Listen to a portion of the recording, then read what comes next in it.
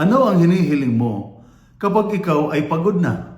Magandang araw po sa inyong lahat, lalo na sa ating mga sundalo, police, Coast Guard, firefighters, jail officers, at lahat ng mga nasa serbisyo at sa inyong mga pamilya.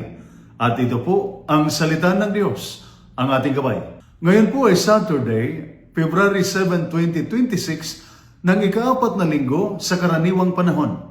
At ang ating mga pagbasa mula sa banal na kasulatan sa araw na ito ay para sa mga taong sanay magdala ng bigat ng responsibilidad. Mga taong laging handang tumugon sa utos, pero madalas pagod na sa loob.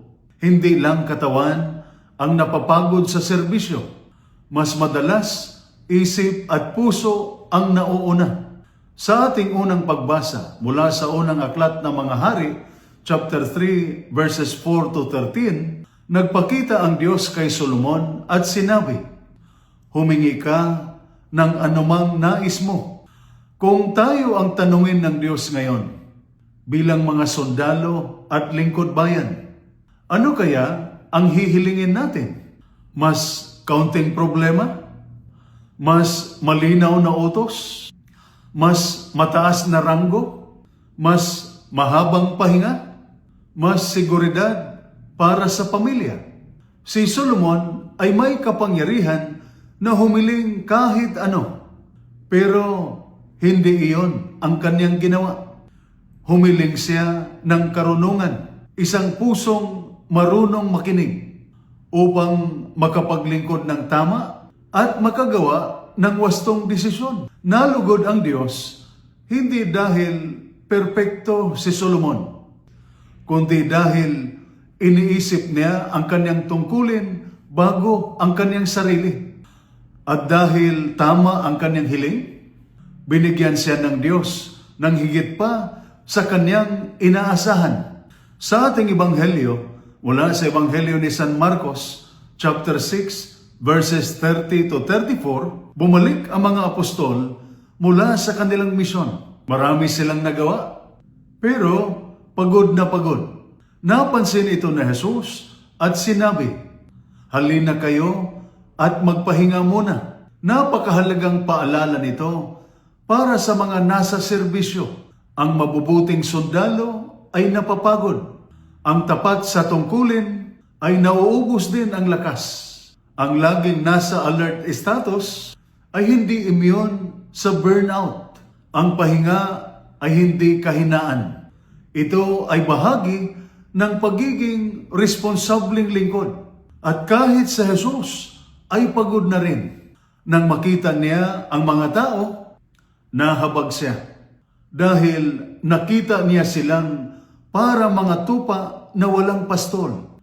Kahit siya ay pagod, pinili pa rin niya ang awa. Para sa ating mga sundalo at sa inyong pamilya, marami sa inyo ang kulang sa tulog, laging naka-duty o naka-standby, may stress na hindi masabi kahit kanino, at may pamilyang tahimik na nag-alala sa bahay. Ang salita ng Diyos ngayong araw ay simple ngunit mahalaga. Humingi ng karunungan, hindi lang solusyon. Makinig kapag inaanyayahan tayo ni Jesus na magpahinga. Ang pahinga ay hindi katamaran. Ito ay bahagi ng tapat na paglilingkod at pangangalaga sa sarili para manatiling handa, malinaw ang isip at buo ang loob. Kapag ikaw ay pagod na, mag-ingat sa inyong hinihiling. Humiling ng pusong marunong makinig. Humiling ng karunungan sa gitna ng presyon. Humiling ng habag para sa kapwa at para sa sarili. Ang Diyos ay nakikinig sa panalangin galing sa pusong pagod, ngunit tapat.